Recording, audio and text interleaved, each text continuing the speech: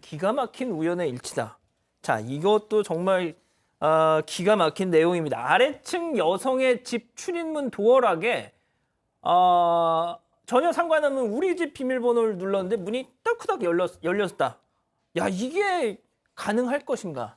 예, 일단 이게 이제 재판을 받은 20대 남성이 주장한 내용인데요. 20대 남성 같은 경우에는 지난 2019년에 이 저녁 시간대 이 서울 강북구에 있는 위치한 빌라 2층에 있는 여성의 집 비밀번호 4자리를 입력하고 들어가려 한 혐의를 받고 있습니다.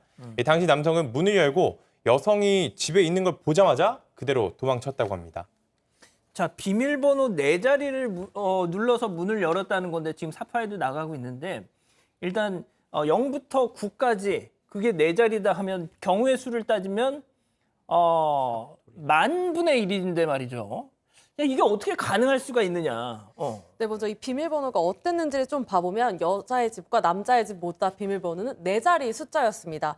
그리고 여성과 남성의 비밀번호는 이 4자리 숫자를 구성하는 숫자는 같았다고 하는데요. 예를 들어 1, 2, 3, 4라는 비밀번호가 남성의 집 비밀번호라면 여자의 집은 4, 3, 2, 1 이렇게 비밀번호를 구성하는 4자리의 숫자는 같았던 순서는 겁니다. 달라도 숫자는 같았다. 그렇죠. 다만 이 비밀번호의 숫자 배치가 전혀 달랐던 상황이고요. 다만 남성은 지금 뭐 본인의 집인 줄 알고 비밀번호를 눌렀는데 그냥 공교롭게 현관문이 열렸다 이렇게 주장하고 있는 상황입니다.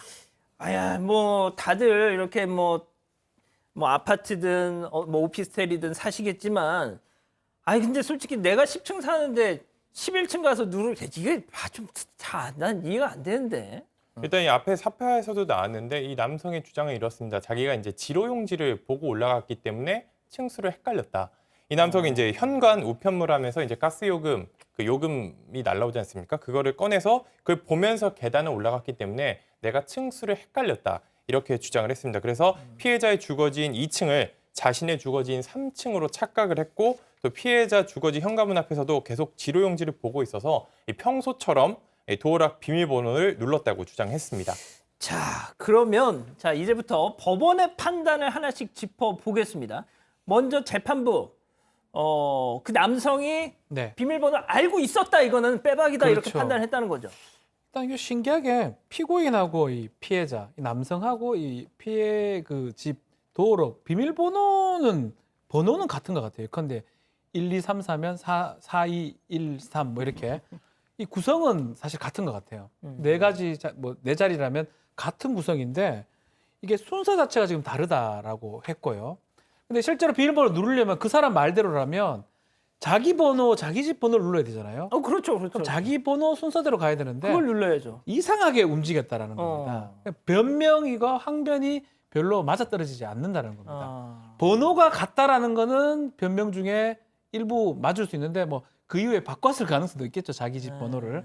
일단은 그 부분을 믿는다 손 치더라도 움직임이 전혀 겹치지 않기 때문에 이 부분 이미 비밀번호를 알고 있었고 변명하기 위해서 하는 것이다라고 뭐 로또에 가깝죠. 어떻게 탁 그렇게 하는데 딱 맞아떨어지겠습니까? 재판부도 그렇게 봤습니다. 그렇군요. 자, 그런데 여기서 또 한 가지 앞서 저희도 얘기했지만 내가 11층 사는데 왜 10층에 갔느냐. 이 층수를 헷갈린 것도 재판부에서 이것도 거짓말 같다 이렇게 판단을 했다는 거죠? 네. 승희 의원님? 죄송합니다. 지금 딴짓하고 계시네요. 제가 뭐 이거 내용을 조금 보고 있다가 죄송합니다. 이게 어떤 내용인가 하면 층수가 헷갈렸는데 법원이 어떤 판단을 가지고 있었는가 하면 기본적으로 올라가는데 분명히 그 창문의 위치라든가 그다음 건물의 구조 같은 것들을 확인해야 되는데 그 구조 같은 것들이 조금 다를 뿐만 아니라 가장 결정적인 건 피고인의 진술이 잘못되었다는 거예요. 제일 처음에는 센서를 열 때 도어락이 그러니까 불이 꺼져 있다라고 이야기했다가 다르게 이야기한다. 그러니까 사람이 어떻게 보면 그 순간에 그 정확한 그 사실관계를 계속 이야기해야 되는데 그 진술이 계속 바뀌다 보니 그 진술에 일관성이 없다. 그래서 법원에서는 야 이거 2층, 3층도 잘못된 거야. 그렇게 이야기를 했습니다. 그렇군요. 자, 변호사님 일단 근데 범행 이후에 그렇죠. 이 사람이 했던 행동들도 뭔가 또 좀 그런 게 있었다면서요. 들어갔으면 뭐 이렇게 웬일처럼 탁탁 맞춰서 들어갔으면 사과하면 되잖아요.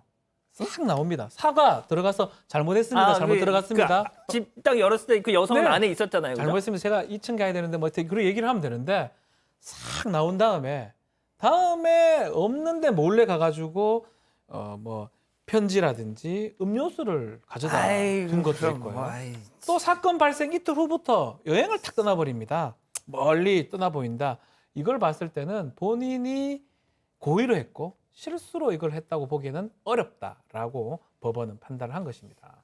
자, 그런데 1심 재판부가 일단 유죄 판단을 했단 말이죠. 근데 여기서 조금의 반전, 집행유예를 선고했어요. 자, 그럼 만약에 제가 그 밑에 층에 사는 여성 입장이라면 불안하죠. 저 이사 갈 것 같아요. 예, 예. 어떻게 살아? 그러니까 이게 집행유예라는 거는 분명히 어떤 시설에 있는 것이 아니라 사회에 나오는 거니까 분명히 2층과 3층 같은 지역에 같이 존재를 하는 입장이라서 일대 보호관찰이라는 걸 이제 붙입니다. 그래서 보호관찰관들이 이러한 어떤 피해자, 그러니까 가해자가 언제든지 찾아올 수 있는 가능성이 열려 있으니까 피해자에게 뭐 웨어러블을 준다든가 그다음에 그 가해자가 찾아왔을 때 즉시 신고할 수 있는 그런 여러 가지 어떤 조치를 해줘야지 법원 가해자에게는 적법 절차라는 게 있지만 피해자 보호는 어떠한 절차도 없기 때문에 최선을 다해서 피해자 보호를 해줬으면 좋겠습니다.